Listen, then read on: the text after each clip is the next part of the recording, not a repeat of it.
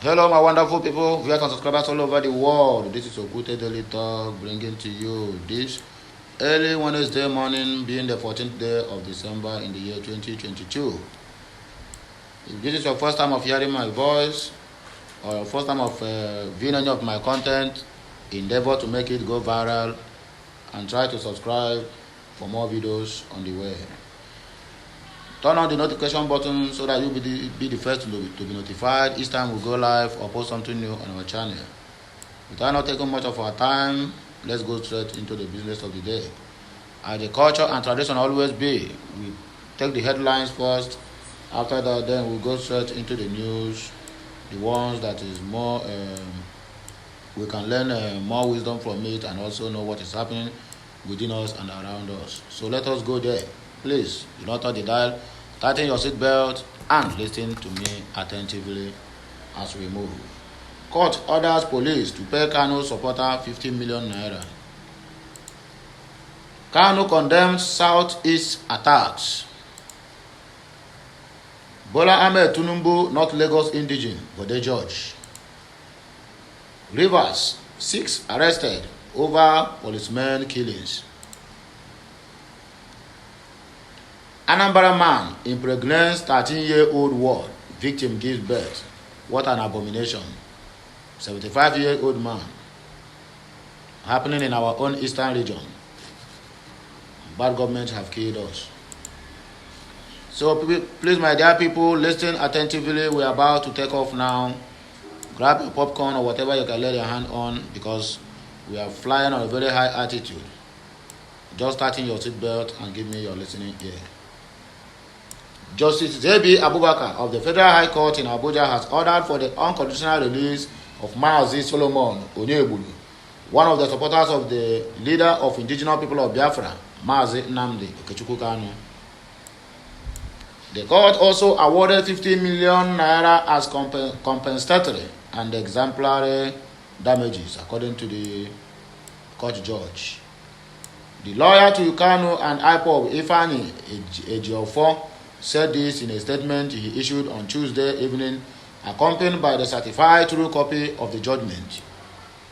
He said while delivering a judgment in suit number FSC/ABJ/ES/137/2022, we have filed on behalf of Solomon Onyebulu. The court directed the Inspector General of Police to unconditionally release Mazi Onyebulu from their custody forthwith. The court further awarded a sum of 50 million naira only in favor of Solomon Onyebulu as compensatory and exemplary damages. The court also ordered the Inspector General of Police tenders a public apology to Mazi Solomon in one national newspaper, Akoko Negwu. This one is like flogging a dead horse for Malami, even to release the so-called Solomon. You have to bring another court injunction or papers from another court for him to obey. Nigeria is the only country that put law but they don't obey the law. They make law but they are the ones that will disobey the same law. Just like the issue of the EFCC chairman, Bawa, or what did they call him? He was sentenced to 3 months in Kuje prison. The boy was the boy or the man, what will I call himself, was reluctantly resting in his home and dared the police to come and arrest him. The same issue goes to the chief of army staff from Niger Mina. He was also sentenced to prison. He goes nowhere. The same thing with his Inspector General of Police for contempt of court. All these people have been violating the court orders, yet the court or the federal government of Nigeria will tell you to obey the last order, which is the order from the court. But they are the one that won't obey all these things. My question is the laws in Nigeria being meant for a particular set of people? Please, if you know the answer, let me have your thoughts at the comment section. I will reply to you. We shall keep doing everything within our powers to ensure that Umu Chineke unlawfully denied in various facilities of the security agencies across the country are released and compensated for their unlawful arrest and detentions. Ejiofor also gave an update on the visit to Mazi Nnamdi Kanu in custody of the Department of State Service, DSS. He said, "We visited Onyendu being Monday, December 12, 2022 at the DSS headquarters Abuja to provide him with relevant updates on pending actions on the appeal filed by the federal government of Nigeria at the Supreme Court against the judgment of the Court of Appeal, which discharged and prohibited further detention and or trial or persecution of Onyendu Mazi Nnamdi Kanu, the Amadike one of Igbo land." We observed in the course of our briefing that apart from the fact that it is glaring, even in the layman's view, that the Federal Zoological Republic of Nigeria has practically abandoned the appeal by their deliberate refusal to file any court process in prosecuting the appeal, which they initiated against the judgment of the Court of Appeal. There is no need to let the world know, as directed by Onyendu, that those presently responsible for the delay in assigning a date for the speedy hearing of this appeal before the Apex Court are the same people and institutions who are relentlessly funding the criminal activities of the soulless elements who are fully paid to destroy our sacred land, which is the Biafra land. Otherwise, the expedition hearing of this appeal will determine the release and freedom of Onyendu, and will leave the criminal elements with no other option than to immediately vacate and desert our land. Onyendu encourages everyone, most particularly foreign governments and institutions, to prevail on the judiciary to assign a date for the hearing of this appeal. Onyendu did not rule out possible pressure from those who have been decimated in their own court, but he is insisting that justice must be done and seen to be done in his case, and that is what we are waiting for. I'll be looking unto God for the court in Nigeria, I'll be in Zoological Republic of Nigeria, to respect his own law that they made, one of their own competent court. My greatest surprise is the transfer of the 3 judges that handled Mazi Nnamdi Kanu's case in the appeal court. The question still remains: why are they doing all this? What are their motive? Is there anyone behind the incarceration of Mazi Nnamdi Kanu at the DSS custody? I have been asking this question for a very long time without not getting any answers. Please, if you know the answer, or if you have any idea of whoever is responsible for the incarceration, drop it at the comment section, because from all indication, Malami and the Boo of Nigeria have nothing to do with Nnamdi Kanu's case. It have come to our notice that the people who is holding Nnamdi Kanu is among the Igbo allies, the governors, and those ones who think what Nnamdi Kanu is doing is not right. They are the one that is holding him to this very moment. Just like the case of Joe Ibokwe, who knelt down crying, asking God never allowed them to release Mazi Nnamdi Kanu when appeal court discharged and acquitted him. That is the problem we are having. Igbo is one of the problems. Everybody wants to belong to the ruling government.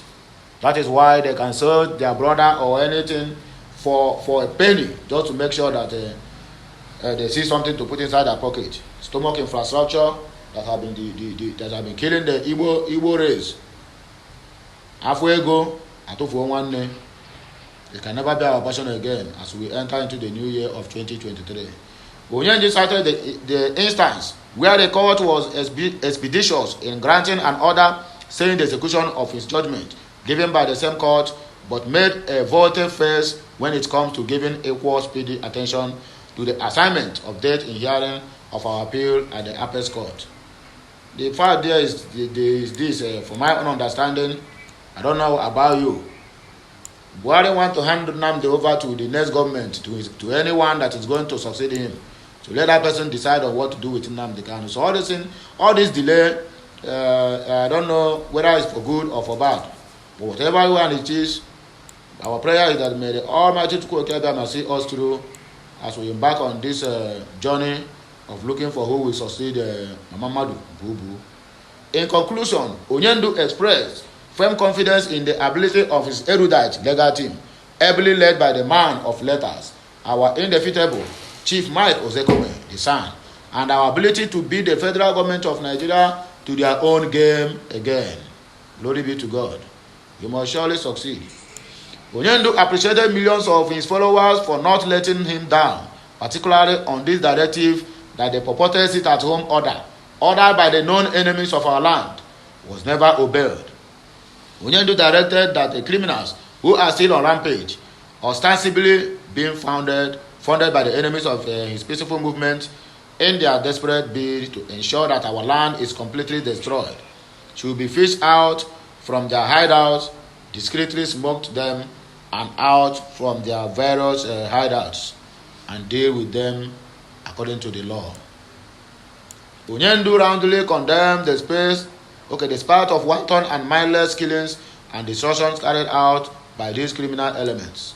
He deeply commiserates with those who lost their lives and all their properties during these attacks.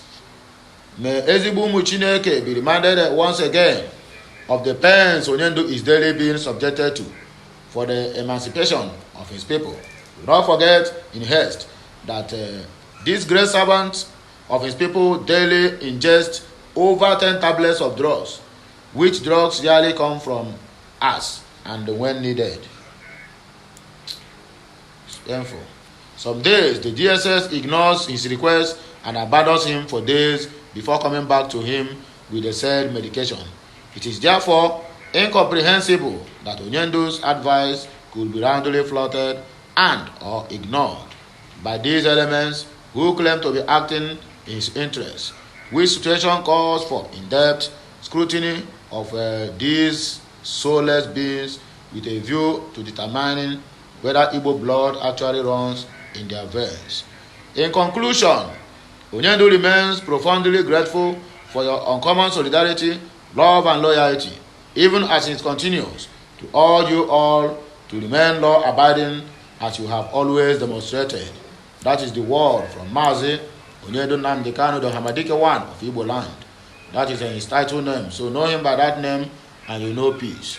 So my great people of Biafra, we all have seen the outcome of the court in Abuja setting Mazi Solomon Onyegbulu or whatever his name being called, Onyegbulu, free and a compensation of 50 million naira. But my greatest surprise, whether the government is going to pay this money or even release himself in the first place. Because once money is involved, my dear, forget it. Kanu condemns Southeast attacks. We are moving to next news we have here. So please, give me your listening ear and continue with the good work as you abide by the rules. The leader of the indigenous people of Biafra, Mazi Nnamdi Kanu, has condemned the attacks in various communities across the southeast by people suspected to be members of the IPOB. According to the Special Counsel for Kanu and IPOB, Alaoye Jumako, who visited Kanu in DSS detention on Monday, the IPOB leader expressed his sadness over the attacks and expressed his sympathy for the victims. According to Jumako, I had a visitation with Mazi Nnamdi Kanu today. With profound sadness, he received news of the staggered attacks of the past few days across the southeast, including the one at my hometown, Ejimako. He asked me to strongly condemn the attacks on his behalf and convey his comfort to all the victims. Ejimako's hometown, Uruala, in Idato North local government area of Imo State, was one of the areas touched by the suspects at the community market. After Uruala was raised down. What a tragic experience. These attacks were following the declaration of 5-day sit-at-home by a self-acclaimed leader of IPOB, Simon Ekpa, this week. Ekpa had in a viral video ordered the Southeast residents to observe a sit-at-home from December 9 to December 14th. The reason for the sit-at-home is what I, Okute Daily Talk, can never tell. Is it using the Southeast to showcase his power on his command or what he's capable of doing, whereby people are dying on a daily basis? Look at the killings in Imo State, most especially Olo Zone, precisely. This guy have not done anything. How much have he contributed for the people that is losing their properties on daily basis? The Imo State, a peaceful state for that matter, have now turned to Sambisa forest. May God never allow us to see another hope who's danger in Imo State again. Tinubu not Lagos. Okay, Tinubu not Lagos indigene, but the judge, the chieftain of APC. A chieftain of the People Democratic Party, PDP, Chief Bode George, has said that the presidential candidate of the All Progressive Congress, Bola Ahmed Tinubu, is not an indigene of Lagos. George spoke on Tuesday morning on Arise TV's morning show, where he discussed the candidacy of Tinubu as well as internal crisis with the PDP. According to him, the APC candidates are yet to prove his Lagos route beyond a reasonable doubt, having failed to produce any evidence to support his claim. He said, Tinubu is not from Lagos State. You can quote me. If he says he grew up in Saleko, which school did you attend? I grew up on Evans Street in Lagos. 35 Evans Street precisely was my grandfather's house. I went to the community school. I played football at the local stadium at Saleko. That's how people knew me. Tinubu, how do they know you? Voila, be like bicycle. I laugh in Spanish. Ask if the opposition party will be able to resolve this internal crisis before heading to next year's polls. George said the reconciliation will only happen if the party's hierarchy gives unto Caesar what belongs to Caesar. He further stated that since the formation of the party almost 25 years ago, the North Central, which currently holds the position of the national chairman, had predominantly occupied the position of the party's leadership. He added, it is not a solution that cannot be handled. All we are saying is give what belongs to Caesar and what belongs to Caesar. Give us what belongs to us. That is chairman of PDP, the national chairman of PDP. Turn by turn, Nigeria Limited. Take for example, what I am angry about is this. The first chairman was late Papa Solomon from North Central. The second chairman, North Central. The third chairman, Awudi Obe, North Central. The fourth chairman, my Oga, Dr. Amadu Ali, North Central. Baraje from Kwara was also North Central. Now you have Ayu, also North Central. My question is this, not even I'm not talking about Bode George. Is PDP running a regional kind of politics? I thought they say they believe in fairness, equity, and justice to carry people along. And my greatest annoyance about all these PDP people is that they keep calling Atiku a unifier who have built bridges across all the whole nations. Tell me, I beg, which kind of bridge have you built? Have been Akpako Bridge? Where and where? You leave one of my respected elder, Dan Olas, he said Atiku married from the 4 different ethnic groups. That is why they call him a unifier. How can you unify? You love a woman and go for what is under the skirt. It's different from you are unifying the nation. I might not like a Yoruba man, a Yoruba nation, but I can go there and marry a Yoruba woman. Just simply because I like what I saw under the skirt. So that does not make me to be a unifier. If Atiku want to prove that he is a unifier, let him go and marry from all the whole 250 ethnic groups we have in Nigeria. Then I will come out boldly and say, yes, this man is really a unifier. He's doing a great job. But telling me that he's a unifier simply because he married from 4 different ethnic groups. Is Nigeria only have 4 ethnic groups? Then or else I'm asking you. I respect you a lot, but recently you have just lost my respect for accepting to be a PDP spokesperson, abandoning your duty as an APGA or as a state elder statesman. It's really disheartening to hear that people who are supposed to be against what Atiku Abubakar is doing to the eastern part of the country is the one that is supporting him.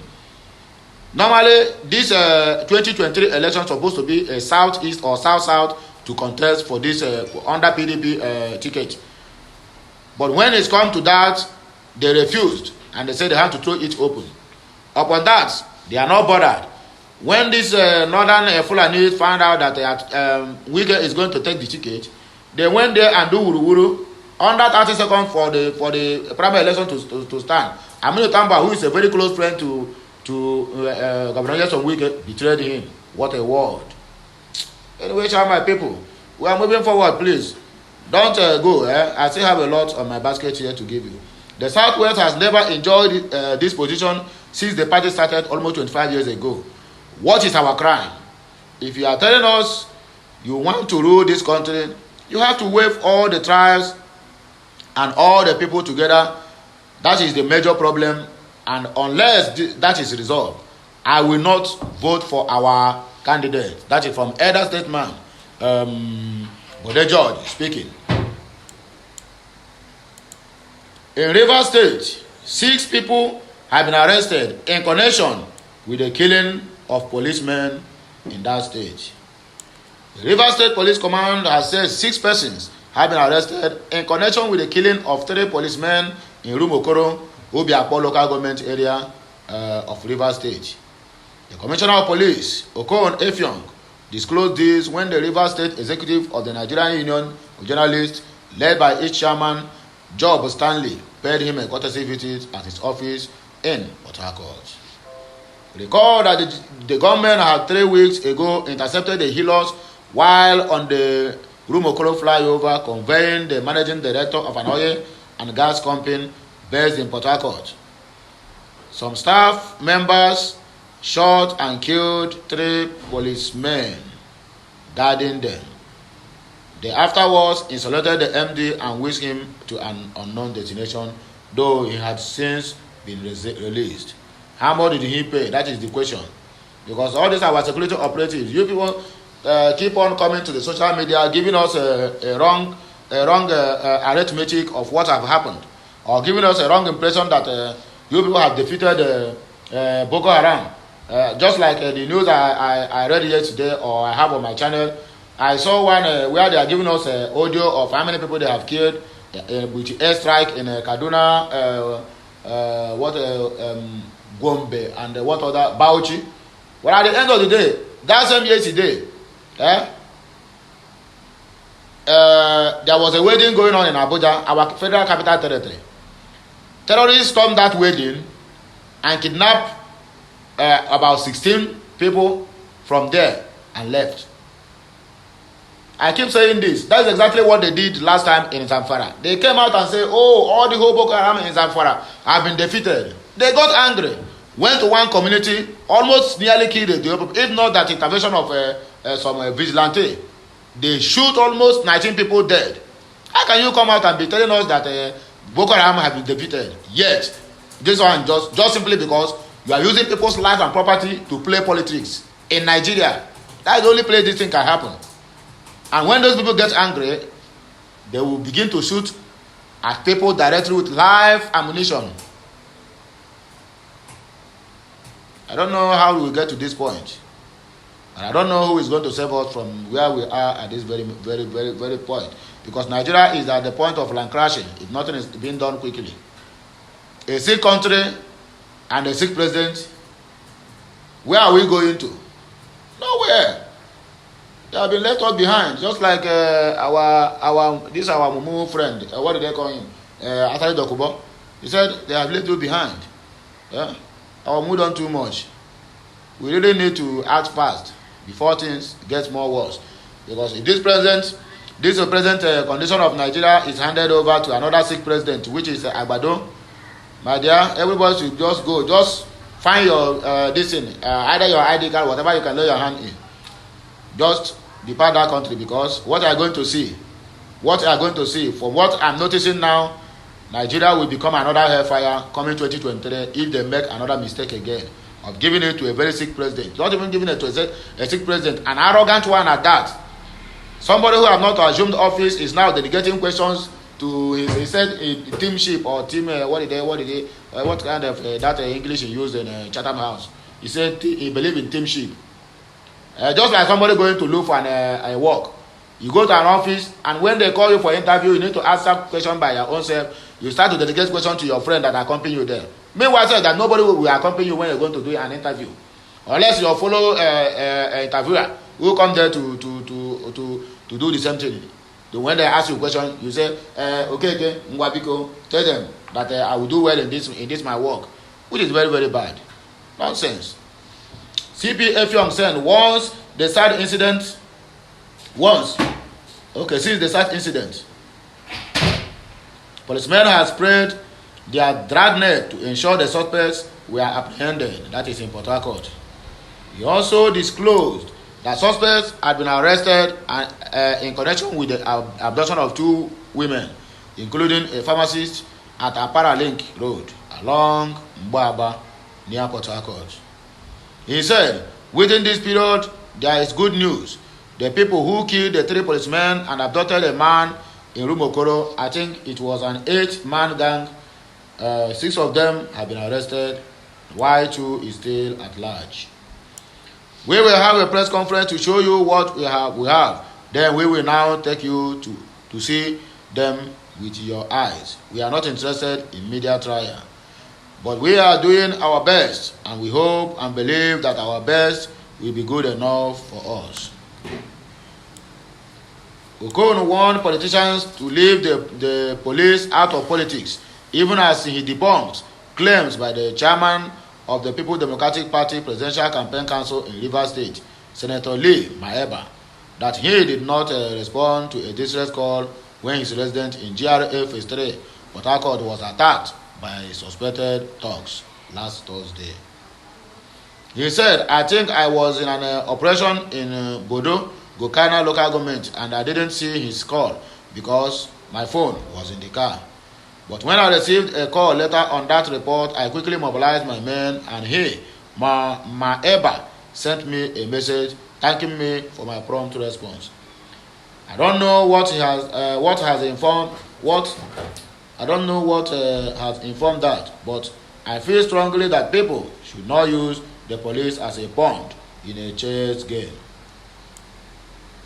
If anybody has any problem with anybody, he should face the person and leave the police out of it. We should separate the police from politics.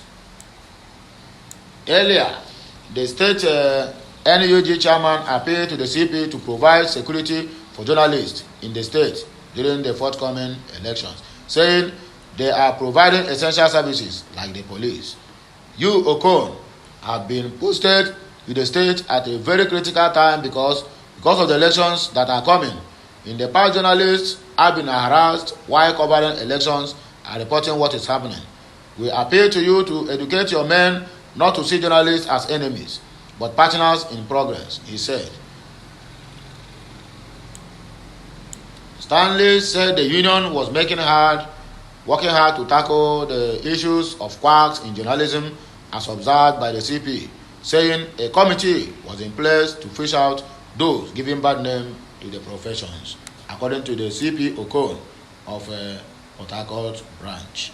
So that is the news you have, and about the arrested 6 over the killings of policemen in Rumokoro area of Port Harcourt. So let us take this, our last news but not the least, about the 75-year-old man who impregnated 13-year-old girl, and the girl have given birth. What an abomination. 75-year-old man. How many times? A grandpa to a girl. This man said, I don't know what to say. I don't know the word I will use now. The Facebook will ban my account. Yeah? A 13-year-old girl who gave birth to a baby after being allegedly impregnated by her guardian, Mr. Sunday Mogalo, has been rescued by the Anambra State Minister of Women and Social Affairs. The news of the delivery of the baby broke out on social media over the weekend, showing the teenage mother with her newborn at a hospital in Adazi, Nnuku, and the Ocha local government area of Anambra State. She was being detained for her inability to pay her hospital bill. Chineke, 13-year-old girl, being detained. No, child, your mother name me, a whip for the poor. The situation led to the state government to search for her as she was rescued by a team from the women ministry and taken into safe custody. Then what happened to the he-goat that impregnated her? Nobody catch him. The spokesperson for the ministry, Chidimma Ikanyon, on Monday said Mogalo was arrested on Sunday and handed over to the police. That sounds him right. 75-year-old man. So your this is the stand. Now, what can won't be? I swear to God, you are MP. The teenage mother said she hailed from Akwa Ibom State. Oh, I shake my head. While her biological parents stayed in Agolo, Anambra State. She said Mr. Mogalo's wife is known as Madam Ghana. This started when Madam Ghana traveled to the village.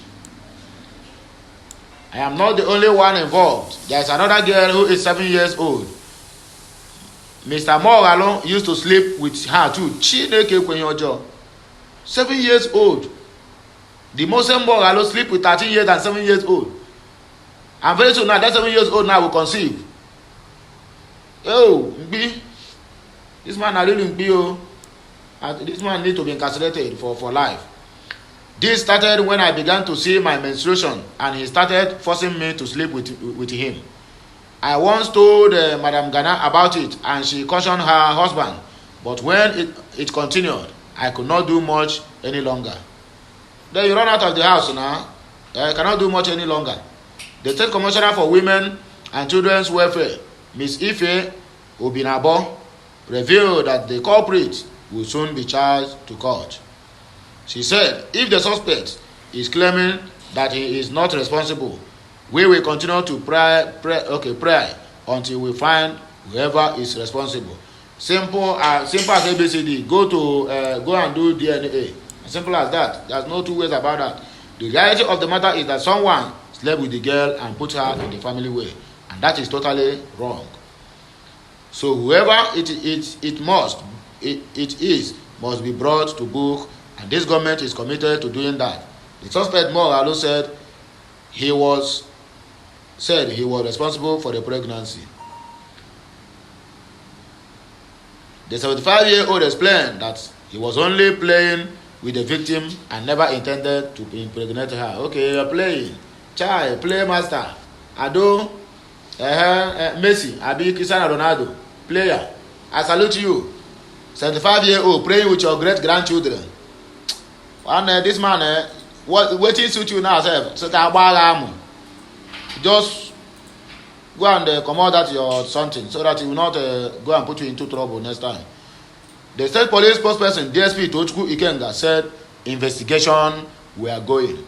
So my great people of Biafra and the lovers of freedom and the lovers of mankind, this is what I have for us this early Wednesday morning.